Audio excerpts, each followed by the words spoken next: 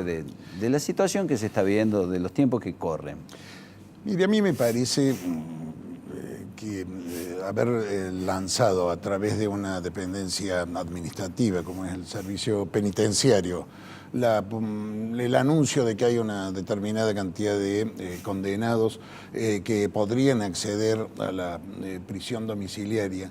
El servicio penitenciario, que tiene una dependencia directa del poder político de la nación, por supuesto, lanzar a 2 días o 3 de una celebración o de un aniversario, una celebración como lo es el del 24 de marzo, que tiene un valor emblemático muy fuerte en la Argentina, cualquiera sea la procedencia ideológica que uno quiera ver, pero me parece que la Argentina en pleno repudia, o por lo menos en su inmensa mayoría, repudia lo que fue esa fecha como comienzo de una dictadura militar que estableció un terrorismo de Estado salvaje, tal como se ha demostrado en innumerables causas que hemos llevado a cabo en Córdoba, pero también en todo el resto del país. Entonces, me parece que lanzar esta idea o esta posibilidad de que hay condenados, detenidos que puedan acceder a la prisión domiciliaria es, desde luego, me parece una enorme torpeza política en estos momentos, en estos días.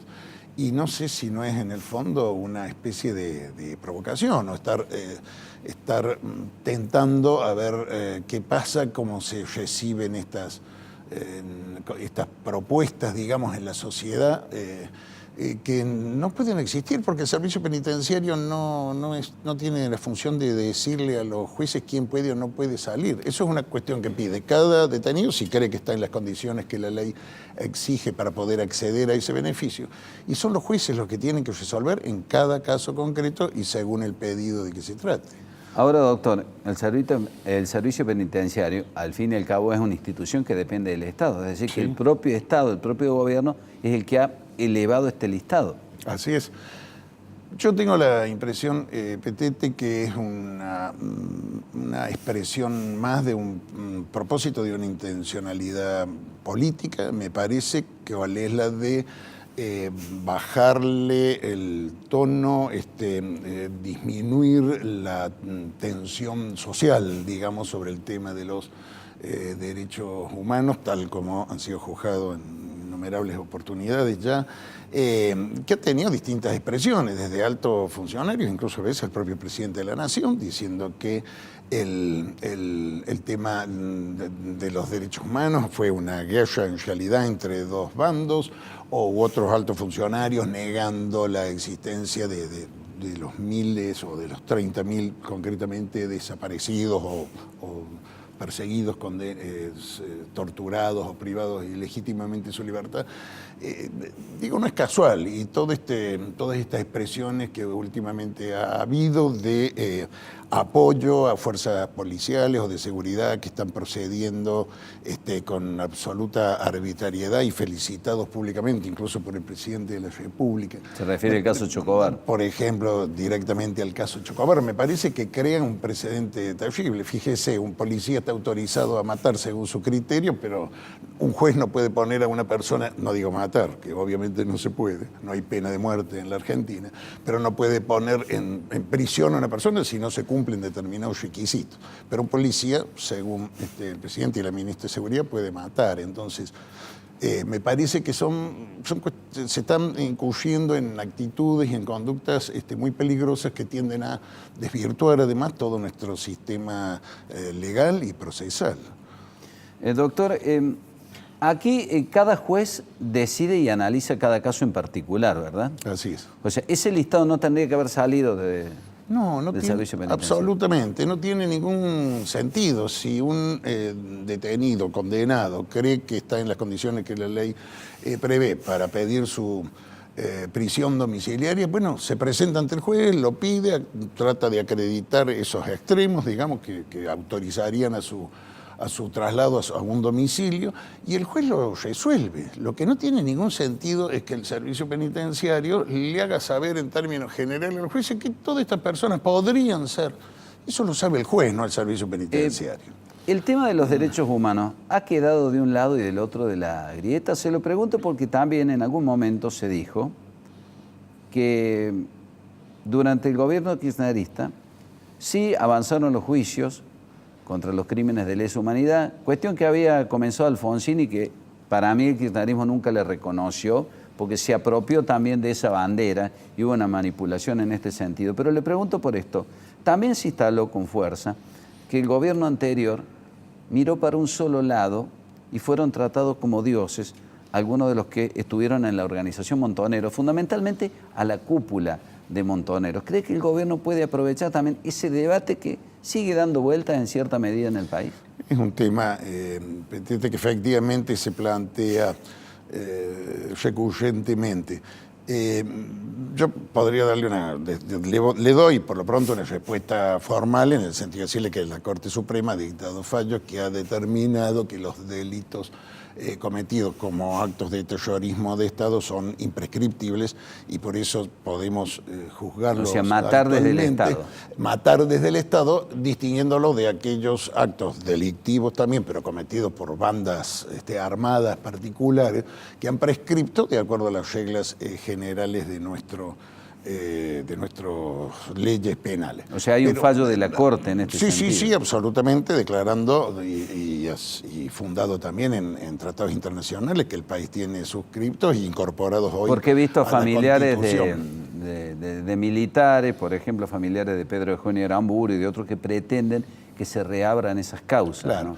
Sí, yo le voy a decir que estoy absolutamente seguro que han quedado muchos de estos delincuentes entonces llamados subversivos sin ser juzgados. Pero también debo decirle, Petete, que esto en realidad que lo comprobamos casi le diré invariablemente en los juicios.